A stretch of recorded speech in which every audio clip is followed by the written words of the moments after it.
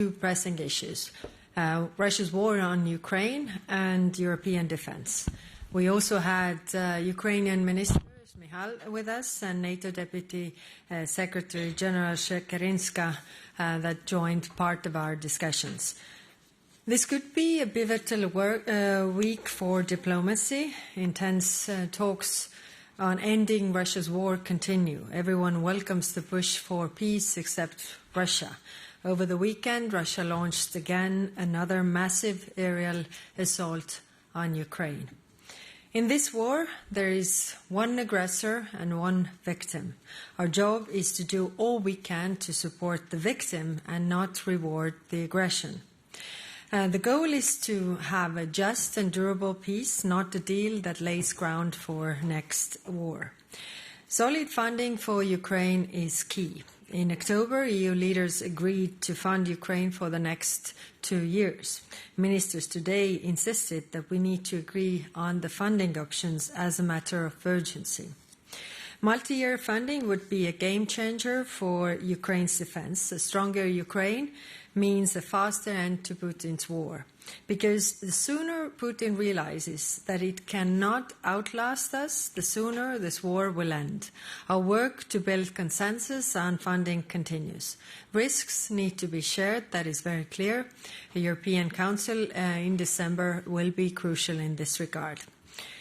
Ministers also discussed increasing our military support to Ukraine. Europe has already provided over 187 billion euros to Ukraine, more than anybody else. We need to continue to step up. The logic is very simple. The stronger Ukraine is on the battlefield, the stronger they are behind the negotiation table. Today, we also discussed what our two missions could do more to strengthen Ukraine. They are part of European Union support to the security guarantees. We aim to conclude planning for expanding missions as soon as possible. On defense industrial cooperation with Ukraine, we discussed how to mobilize additional private financing, also through the European Investment Bank. Europe and Ukraine must build together, produce together, and innovate together. It is a win-win for both sides. Ukraine has the battlefield experience, and we also need this for our defense industry. I'm glad that more member states are doing so. Today, for instance, the Netherlands signed an agreement with Ukraine to set up a production line on its territory. I also want to address the corruption probes in Ukraine. Especially wartime trust matters. Ukraine's fight for freedom and its path towards Europe should not be tainted by this. However, the fact that investigations take place show that anti-corruption bodies in Ukraine work. Also, the public outcry for this has been very, very strong. Ministers also discussed the European defence. Everyone agreed that Europe must continue to boost its own defences. We do not have much time to act. Putin is unlikely to honour any agreement for long, and if we are not strong, it's going to happen sooner. Leaders have given a clear direction with the defence readiness roadmap. Capability coalitions are being set up now. Some have already met on air defence and drones, for example. Others will follow soon. Concrete projects are expected in the first half of next year. Today, we also addressed the flagship initiatives to help coordinate investment in areas where no member state can do it alone. Here, I would like to commend Finland for taking steps to advance the Eastern Flank Watch initiative. And finally, ministers also discussed the military mobility package, which we presented with the Commission previous month. Today is December already.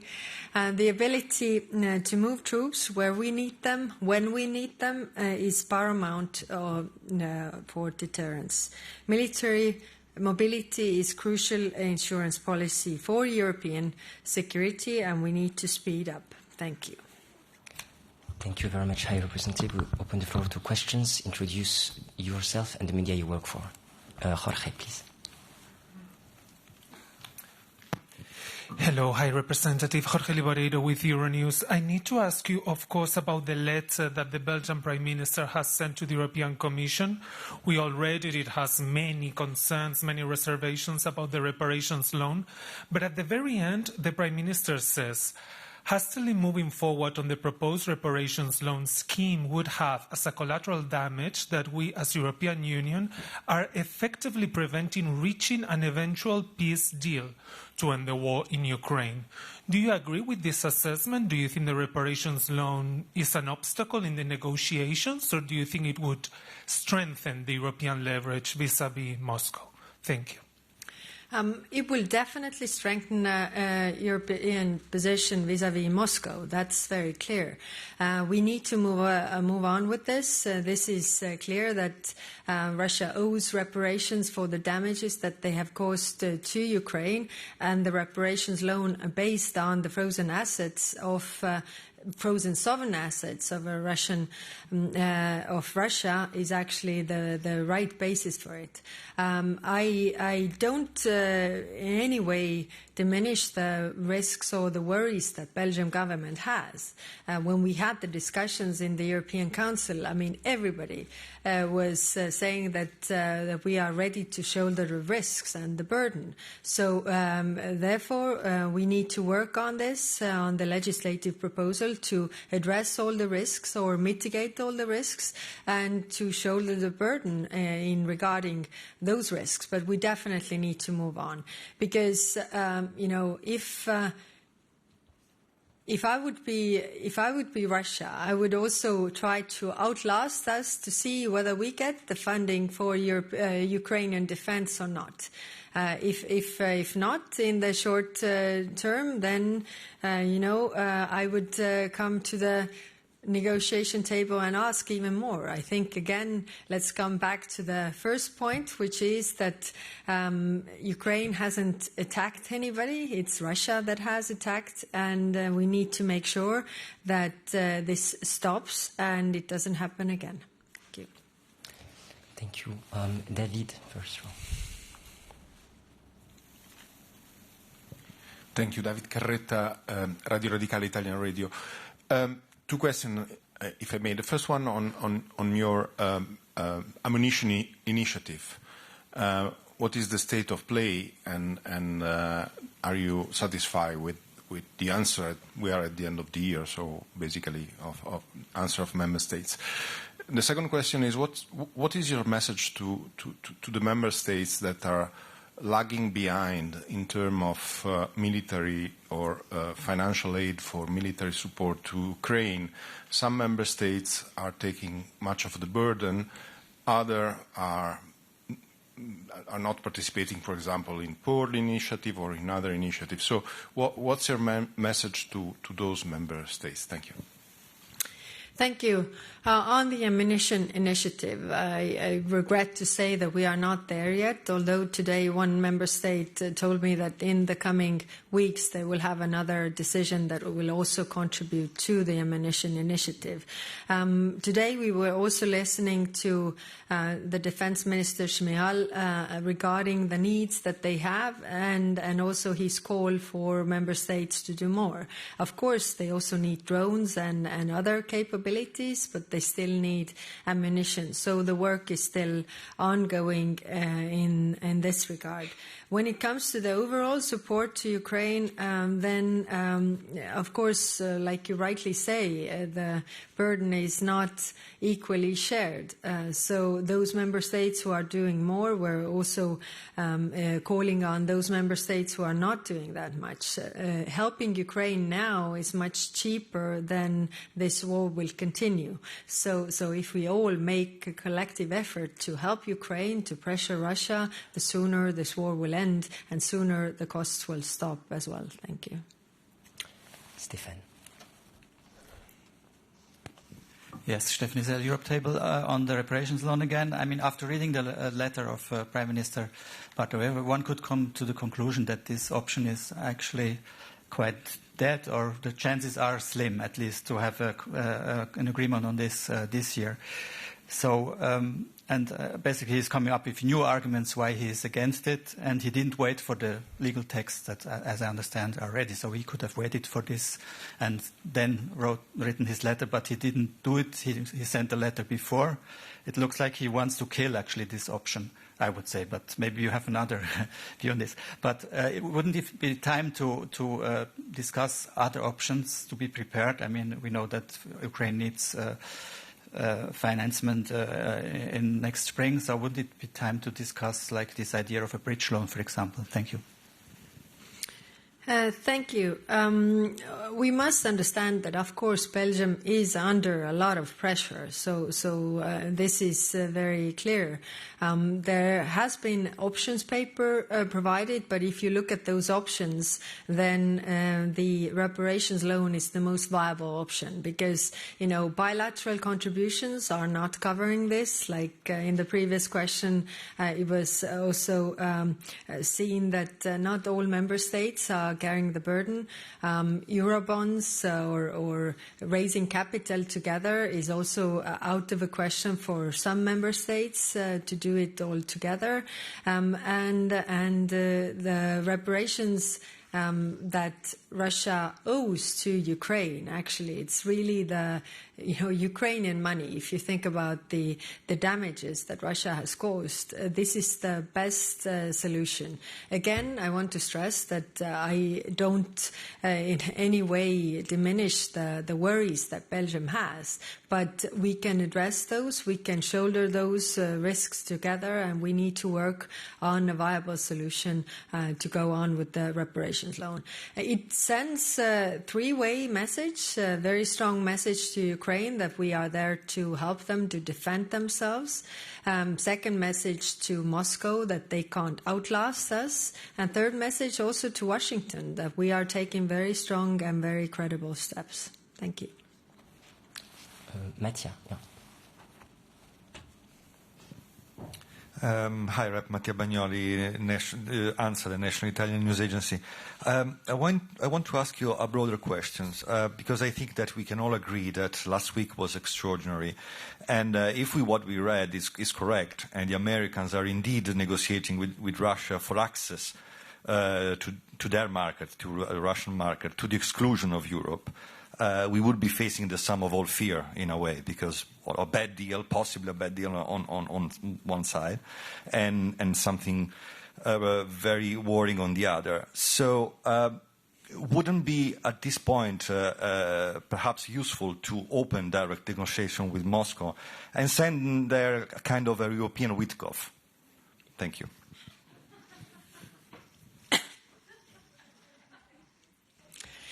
Well, everybody has been very clear, especially the Russians, that they have no interest in peace right now. So again, I mean, we need to put them in the position where they need to negotiate. Right now, they are not in that position because they think that they can outlast us, and they also hope that there's a very good offer made because they see that there's a lot of pressure to put on the victim, but none really sacrifices asked from them. At least we don't know that any of the sacrifices have been asked for them. So clearly, I mean, they want to negotiate with those who are just offering them something on top of what they already have. This is clearly their interest, but it shouldn't be ours. The mic just over there. Yes, indeed. Thank you. Thank you, Roman Shron, Papit Nemtseva. I have a question regarding SAFE. So some countries, Mr. Kubilius said that 15 countries wants to have some programs with Ukraine, others are without. Are there some kind of priorities for those who are doing their projects with Ukraine? That's my first question. And second one goes to specifically Hungary, which probably is one of the 4 countries, I assume, which is not doing anything with Ukraine. For Hungary, the pre-allocated funds of 16 billion is a huge amount. And while the European Commission in other cases froze EU funds around 18 billion for Hungary because of the rule of law and other concerns, this time there's so much money going there with kind of no strings attached. So do you see some kind of concerns maybe that Hungary, if Hungary gets this money or a part of this money, of this allocation, it's going to be maybe going to the wrong hands and wrong pockets? And how do you want to avoid this? Thank you. Thank you. Right now, 19 countries have applied for the SAFE loans. What happens now is that Commission will evaluate all the plans and then Council adopts the financing plan. So basically, it is the same way like it was with the Next Generation EU. So in the Next Generation EU, you needed to show, the reforms, the things that you do, so that you get also the funding. And that's why the plans are there, and the funding goes for the defense plans. And that is also the answer that there are safeguards for recording that this money goes for defense plans and defense plans only. Thank you. Thank you. We'll go on the other side for the mic. Yes, the gentleman over here, and then we'll go back to the front. Thank you very much. Alex Caddy for TVP World. I'd like to ask about hybrid attacks. We heard the chair of NATO's military committee saying that they're considering being more aggressive, more proactive in response to Russian hybrid attacks. I just spoke to the Polish minister who was here today. You won't be surprised to hear very supportive of a more aggressive, more proactive approach from European powers when it comes to hybrid attacks. Would you support a more aggressive European Union approach to these attacks, not just reactive, but perhaps a preemptive strike, as it was described? Thank you.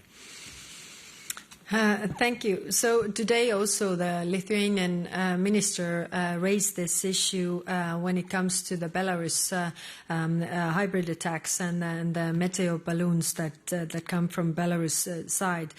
So we are having the discussions right now. What more can we do in this regard? Because it is true that they are getting more aggressive in different parts, and we have the hybrid sanctions toolbox for Russia, but we haven't had it for Belarus, for example. But all these actions, what the member states take, we need to coordinate. But of course, it's up to the member states then to really use those tools in order to counter those hybrid attacks. But it's clearly becoming a bigger and bigger problem, that's for sure.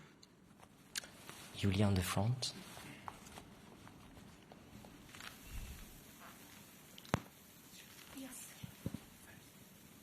Thanks, Julia Servan, Journal TV, Republic of Moldova.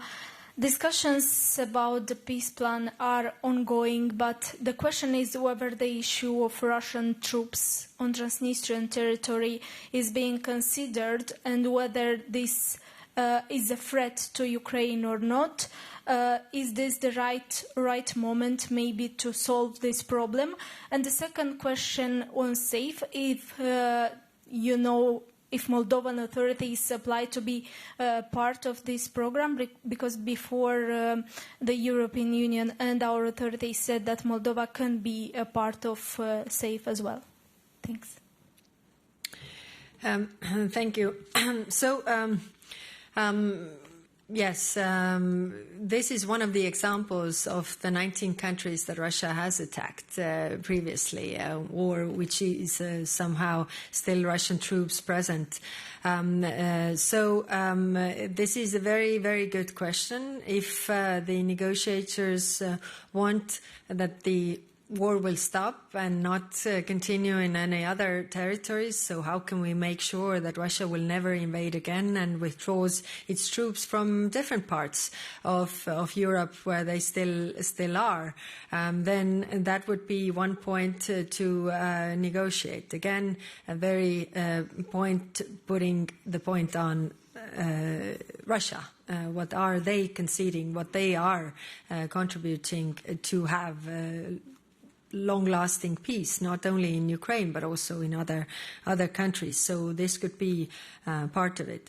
When it comes to SAFE, then We have an agreement with Moldova regarding security and defense partnership. So we are trying to also have Moldova part where they can take part. But the deadline for SAFE was the end of November, and today we are 1st of December. I am not aware of, no. I think we will take the last two questions on the right. Yes, the lady next to you, indeed. Thank you. Milda Velikanskita from Lithuania National Broadcaster. Madam Kallas, Europe, we know that Europe wants to be in a good relationship with the United States and wants to be respected by the United States and also wants to help Ukraine. So in your opinion, how will Europe look to the United States and to Ukraine if after months of talks about reparation loan, about using frozen Russian assets, we will have no solution, or that solution will be that Europe is afraid to use these assets? Thank you. Well, Russia will definitely look at it, they don't want this reparations loan to happen. So our response should do exactly the opposite, because this is something that we need to move on with, and to send a strong signal to Moscow that they can't outlast us and Ukraine can defend itself. Thank you. We'll go on the right. Max from AFP had his hands raised for a while. Thank you.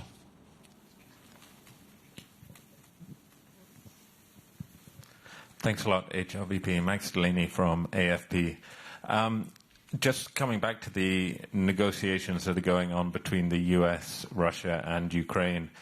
When the first peace plan came out, Europe scrambled and managed to somehow get back involved in the negotiation process, but now it seems that Europe is once again being excluded and being purposefully excluded by the US. So do you get the sense that the US is cutting out Europe from this latest round of negotiations? Do you have any idea what Mr. Witkoff is going to negotiate with Putin in Moscow? And are you fearful that he will once again try to force Ukraine to make more concessions? Thank you. I'm afraid that all the pressure will be put on the victim, which is that Ukraine has to make concessions and obligations. Whereas, in order to have peace, we shouldn't lose focus that it's actually Russia who has started this war. And Russia that is continuing this war, and Russia that is really targeting civilian infrastructure every single day to cause as much damage as possible. So yes, I'm afraid that all the pressure will be put on the weaker side, because that is the easier way to stop this war when Ukraine surrenders. But this is not in anybody's interest, not in the interest of Ukraine, not in the interest of European Union, also not in the interest of the global overall security, because it's the United Nations charter that says that you can't change borders by force. If this pays off, we will see this elsewhere, all around the world. Then we see that whoever has the power gets to take what they want, which is not good for the majority of the countries in the world. I still see some interest. We'll take the question over there. Thank you. Thank you, Angela Mauro, HuffPost. High Representative, you're saying, I'm afraid the pressure will be put on the victims regarding the week of talks in Moscow. Just a quick question. Do you trust the US in this negotiation? Thanks. It's not a question of trust. It's a question of, again, if we want a long-term peace, then we need to understand the starting point of this war.